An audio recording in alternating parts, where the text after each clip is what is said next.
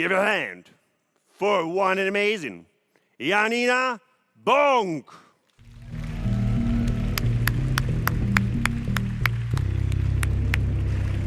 Oh, there you are. I thought you were lost.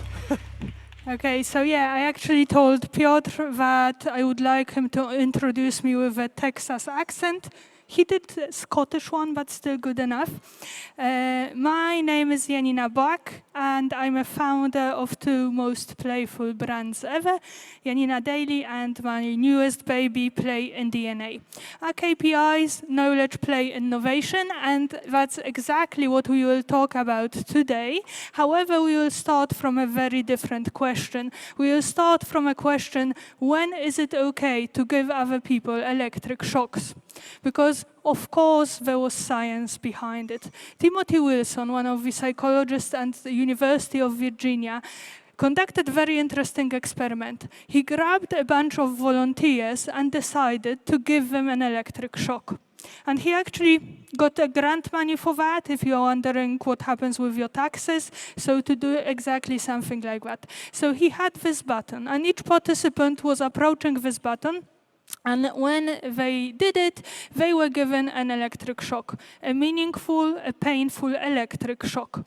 And Timothy Wilson asked them, okay, how was it? And they said, not too good, had better time in my life. And then he asked, okay, would you like to experience it again? And they all said no, that it was so unpleasant that they don't ever want to touch this button again. And then Timothy Wilson said, okay, so now the second part of the experiment. You will sit in a room for a given time, and in this room you will have no stimuli, no Wi-Fi, no music, no books, and the only thing that you need to do is to sit in this room. There was one twist, you probably already see it. Next to each participant, he put this button. Why? Because he wanted to check whether we as human beings hate being bored so much that we would actually prefer to give ourselves an electric shock than sit down and do nothing. Do you think they electrified themselves? Of course they did, on average twice before 7 minutes passed. 25% of females and 65% of males. So congratulations. And of course, there's always this one guy at a party who electrified himself 190 times and they had to stop the experiment. But you see, it turned out that we hate being bored so much that we would actually prefer to give ourselves an electric shock rather than do nothing. And I told you that they knew how long do they have to sit in this room. And you know how long was it? 15 minutes. And even these 15 minutes was unbearable. So if we hate being bored so much, imagine being bored for 34 years. Because that's the average time that we actually spend at work. And I know you are all calculating now. Yes, so 34 years. And the problem is that when we are bored, it's not only about boredom, but we actually stop being creative, we stop thinking, and our cognitive processes are much worse than they would be if we were not bored. So that's why at some point I decided to make the world, or the business world, my playground. Exactly like panda bears rolling down the hill.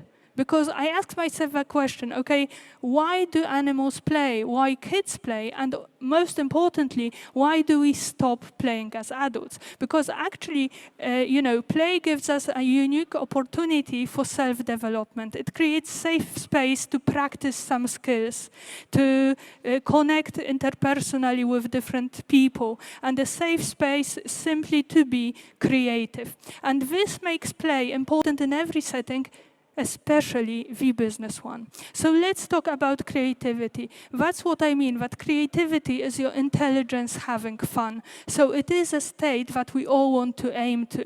Now, one important note, there is a big difference between creativity and innovation. Creativity, so the idea that we generate new novel ideas. And it is actually a key ingredient to innovation, because innovation is creativity put into practice. So applied creativity where we actually move to practical applications. Now, let's figure out 3 basic myths about creativity. First one, that I'm not creative. I mean, at least once in your life, you had a good idea, for example, coming to this lecture. What means that you are creative. But again, I have a science behind it, and actually it's not my research, but Adam Grant. Adam Grant, a psychologist of organization, he found a big difference between 2 types of internet users. He found out that there is a difference between people who use Chrome and Firefox and those who use Safari and Internet Explorer. And actually, those who use Firefox and Chrome have 15% boost in effectiveness, in business results, and they are simply more effective. So why is that? I mean, with Internet Explorer, it's easy, right? They are just still waiting for uploading the website. But what about the others? It's not about technical differences. It's not about being skilled on computer. It's about something different. The second group of users, they actually chose the default option. And the first group of users, they had to search for something different. They had to say, okay, the default option is not enough. We have to search for something better. So they boxed the way outside the box. And such people are by Adam Grant called the originals. So those people who have great ideas and are not afraid to put them into practice. And the important thing is that when we think about creativity, we usually think that it applies only to some departments. That's not true, because every problem is a lack of ideas problem. Regardless if you are picking a gift for someone, naming a child, searching for ideas how to increase your revenue, solving an interpersonal conflict at work, you all need plenty of ideas to choose the best one to solve the situation. So it means creativity refers to all departments. It's not only about, those social media designers, marketing. And actually, it's not about creating one innovation team, put them into basement, just to isolate the crazies. It's about actually applying all the creativity throughout the whole organization. The second myth, creativity is about creating new things. Not necessarily. Teresa Amabile, a great researcher in creativity, she said that actually creative ideas need to be somehow new, but they don't have to be new to the whole world. They can be new to the market, to the industry, even only to your organization, but they also have to be appropriate to the goal, meaning that they have to be aligned with your business strategy and business model. Good news is that there are plenty of ways to achieve it, because new ideas are often new combinations of old elements. So if we have different, dots, this is our knowledge. If we are able to connect those dots, this is experience. But if we are able to connect them in an unusual way, this is actually creativity. And I have one task, which I usually do at my workshops, which I love because it proves this point. The task is that each participant is given the same 6 bricks of Lego. They have the same time and the same task, build a duck. And when they are building this duck from exactly the same elements, you get plenty of different ducks out there, simply because they connected them in a different way. And now you may think, okay, but not all those ducks looks like ducks. We don't care at this moment, because at the first phases of creativity, there are no bad ideas. You have to, silence down your inner critic and just keep going. Second thing is, it's not only about inventing new things. Sometimes it's about reinventing the existing ones. Steve Jobs didn't invent a computer. He reinvented the computer. When Google was, launched, actually we already had Yahoo and Alta Vista. Again, they just reinvented the internet search. And actually, if we look at a study of 50 different products, it turns out that those that had been invented from scratch fail almost 50% of the time. And those which were reinvented only 8% of the time. So feel free sometimes just to reinvent what is already known. The third thing here is that it's not about the most complicated and complex solution. For example, Riley, age 12, shows us that it's a worm. And it's not the most complex solution, but it is a brilliant one. Another example from the book Creative Blindness says about a scout girl who wanted to sell as much cookies as possible. And she asked herself a question, okay, where do I find extremely hungry people? And usually kids were choosing supermarkets or restaurants. And she thought differently. She thought, okay, I know where we have really hungry people, in front of marijuana shops. Of course, you don't know it, but probably a friend told you that people who smoke weed are extremely hungry. So she actually sold 170 cookies in 1 hour. And we may say that she, killed 2 birds with 1 stone. So this is about individual creativity, but we also have the organizational one. So how to create a culture of creativity? 4 elements that are important from my point of view, and you will love the first one. Allow procrastination. The key value in my both companies is ACAP, meaning as slowly as possible. The clicker knows it, slowly but possible. But also I have some scientific proof for you and your managers and bosses. There was an experiment, again, Adam Grant, and he had 3 groups of people, and they all were given the task to generate new business ideas. Those are then evaluated by external experts in terms of how novel and creative they were. The difference between the groups: the first one started working immediately. The second and third one, they were procrastinating for 5 minutes and 10 minutes. What they were doing? Oh, playing a minesweeper. And it turned out that one group was more effective than the other. It turned out that 5 minutes of procrastination gives 16% of creativity boost. Oh, you are doing a lot of pictures, so probably you will email your managers after that. Good for you.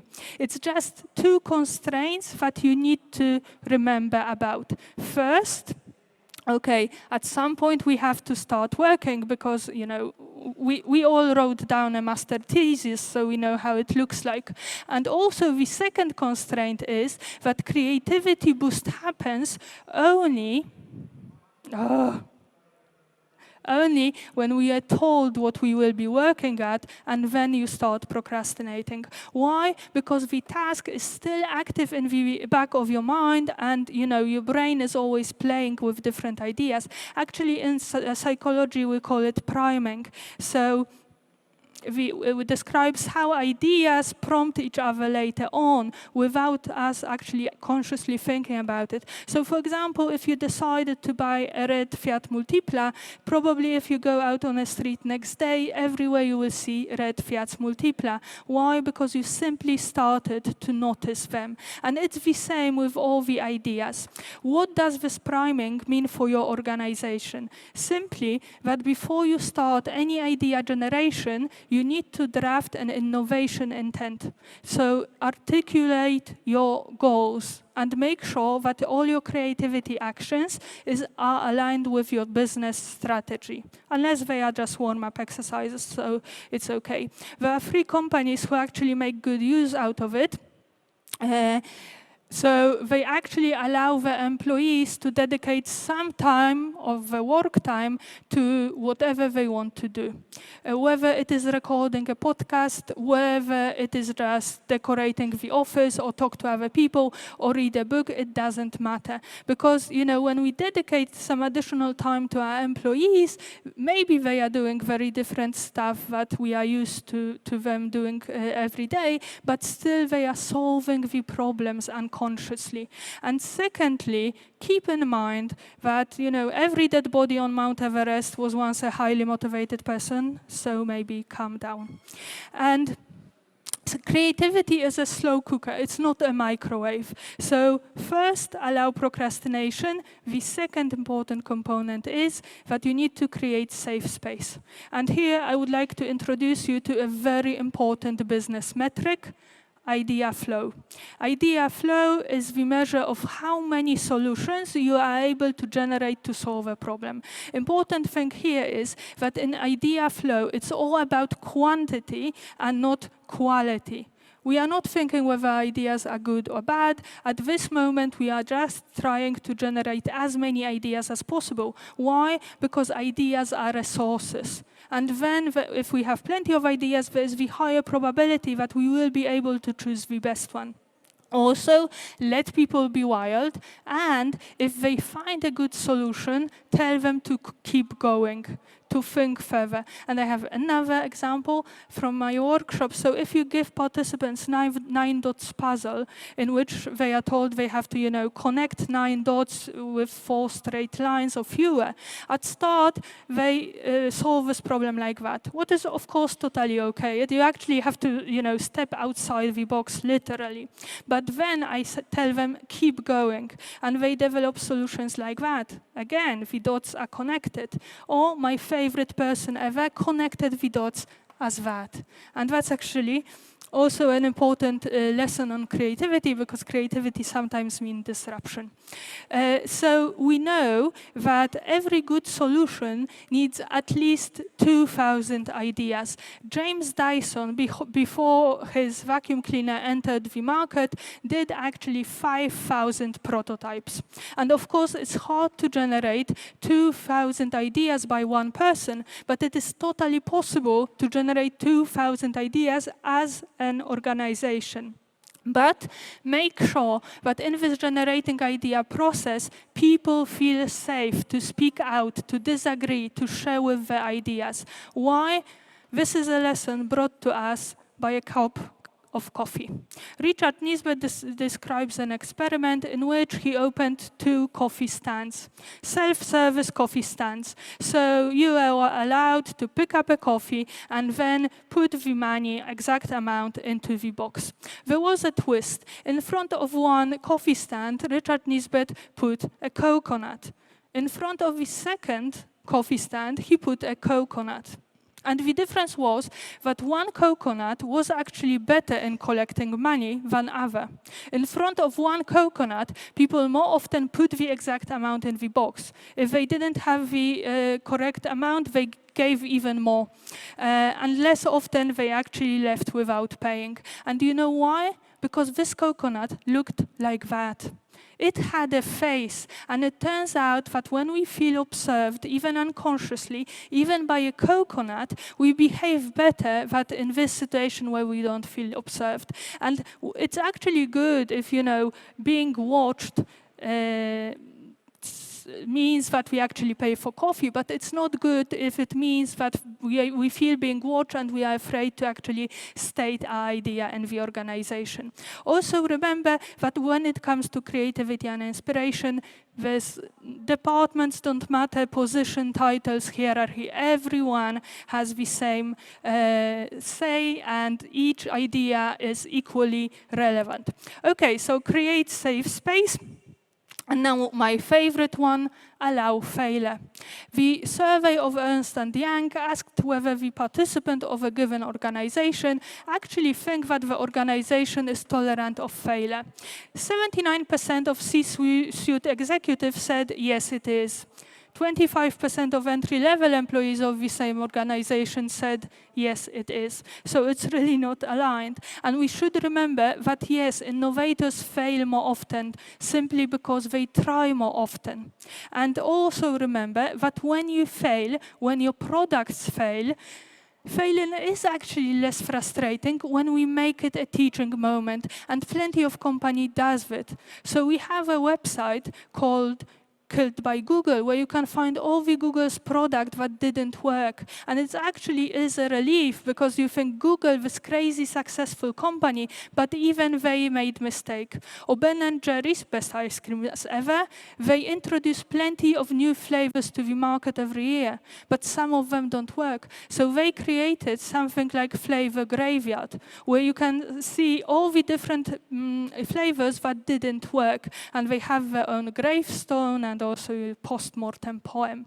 So remember that it is okay to fail and to fail fast. Also remember, but if your product is perfect, you probably launched too late. And the problem is that, do you know who is actually a king of MVPs? I mean, the minimum viable products masters. Pigeons. Have you ever seen a nest of a pigeon? They look like that. And people say, okay, pigeons are lazy. And I think, no, they are like business masterminds. They just prototype, they fail fast, and they move on. So you kind of have to be a pigeon of business. Don't aim for perfection, just keep going. Why? Because in today's words, playing safe is the biggest risk. And there are two companies who learned it very hard way. One was Nokia, with Nokia's CEO saying this famous sentence that no one will want to buy a smartphone. And the second will probably amaze you, because the second company also was very close to bankruptcy, and it was Lego. Why? Because the management of Lego at some point said, no kid will want to play video games, we don't need to worry. So we all know that from those two companies, actually only one bounced back. And how did it happen? Actually, they got stuck. They were brainstorming the solutions, and they were thinking, okay, whiteboards doesn't work, Post-its doesn't work, PowerPoints doesn't work, let's introduce something different. So they invited to the company two business professors. And the business professors took a look at the company, and they said, okay, you have actually around the office something that really boosts creativity, so why don't we use it to solve business complex issue? And of course they meant Lego bricks. So they used Lego bricks to solve complex business issues, where they pose a question, participant builds a three-dimensional model, and so on. And they actually generated plenty of solutions. They decided we don't need to innovate the product because it's already very good and tested, but we need to innovate the market. So they decided to move into video industry, to move to the gaming industry, also to the adult market. And here I'm responsible only for 95% of the revenue in the adult market, and also move to business, because this method that they used to solve the bankruptcy problem was actually patented and improved, and is now known as Lego Serious Play method. So it's a training method used for creative problem solving. It's a structured process, evidence-based. So actually at this moment we have 34,000 of scientific articles proving that this method works. Why does it work? Because when participants are given bricks and also a safe space, because playing is a safe space, they get into something that we call flow. A flow, so where you are become fully immersed in whatever you are doing. It happens not very often in front of a PowerPoint. However, it may happen in front of the bricks. Just to let you know that there are two variables important in terms of flow, the skills and the challenge. So flow happens here when you have high skills, and come on, everyone knows how to use Lego bricks, but also you have a tough challenge. So when we are posing a question, they are actually quite complicated. And now you are thinking, okay, I came to this presentation, and here is this girl saying that we should play more and buy panda bears. Okay, so if you don't believe me, I have a case study for you. Because I've recently trained Credit Agricole. And because you can use Lego Serious Play method for different topics, different problems and departments, I asked them to tell me what the pain point is. And I really hoped for something simple, like team building. But they said evolution of the business model. And I said, okay, it will not be easy, but we will do it. I will obviously not tell you what the model was about, but I had this knowledge. So they had 4 goals: to better understand the new business model, to share the understanding of the business model, to prepare for all the risk, linked to the implementation and change, and also to develop possible solutions. So firstly, each participant builds an individual model with their understanding of this new business model. And it looks like that, and it tells you nothing, but it is okay, because after we actually build models, we do some storytelling explaining what the model is about. So here, for example, we have heads, because there are different emotions in the organization in terms of this change. We have the idea that everyone needs to be flexible. We have this elephant in the room, which we hate talking about, but we really should. Or even people in the organization that are hard to reach, and we need to build ladders to reach them. So you see, we operate on metaphors and conscious ideas. And the second thing is they need to build a shared understanding of the new business model. So they actually have to negotiate which parts of the individual models are the most important, which can be left out. They have to create one coherent story about this new business model to build a shared understanding. The second thing is, and I usually record the story so they have it afterwards. The second thing is they build all the forces that can impact the organization of the new business model. It may be macroeconomic factors, legislation, specific manager which is not on board, and so on. So for example, what they build is a saint cow. I told you, it doesn't have to be complex, or managers that are not on board and they are killing the project, as you see, quite literally. So again, every part of the model has a meaning. You just don't know it because you would have to listen to the full storytelling. Now, another thing, they build connection between those forces and the business model. They have plenty of connections to choose from, so they have to choose whether the connection is weak, thick, thin, stable, and so on. And here the magic happens, because here we start playing emergence and decision. So they generate on pieces of paper events that may impact the change. Whatever they can think of, that the electricity prices go up, that the competition is having a great time and great adverts, that most of the clients walk out, whatever they can think about. Then the event happens, so we randomly select it, and then they have to work on how it impacts the model, so how it impacts the connection, what has to be put out on the model, because in this case you visualize the impact, you visualize what will happen. Then they generate idea, what can be done in this situation, and this leads to simple guiding principle. So those simple guiding principles which will lead this company throughout the difficult times. And now in terms of events that can be played, you named it. I mean, I had once a company who actually wanted to play and to prepare for the second wave of COVID pandemic. And they are already prepared for that. So what this method is about, it's actually about complex business problems well played in a safe environment of play where everybody is included. So actually in the 6-year workshops, I counted it, this 10 people group generated 146 different ideas, small and big, related to the business model, to the risk, to the company itself. We actually reached all of those goals, and also this method is aligned with all this organization culture of innovation. We allow procrastination, we have some warm-up exercises, we create safe space, because play space, it is a place where it is okay to test risky decisions. We allow failure, because the idea is there are no good and bad models. Every model counts, and it is actually aligned with the 4th component of the organization culture of innovation, being practical application of those ideas. Because at some point, you need to move into practice and prototyping, right? Evaluation is a very important step in ideas generation. It just shouldn't be the first one. And actually the topic of, deciding which idea is the best is a topic for another presentation. That's why I have 2 ebooks for you. I mean, one is a checklist on, what parameters to choose to narrow down your options when you have some great ideas. And the second is a creativity ebook. So we have 20 different exercises to work on your creativity. 5 of them include Lego bricks, so you're welcome. And to sum up, I invited some special guests, so people from the most innovative industry ever. Accountants. No.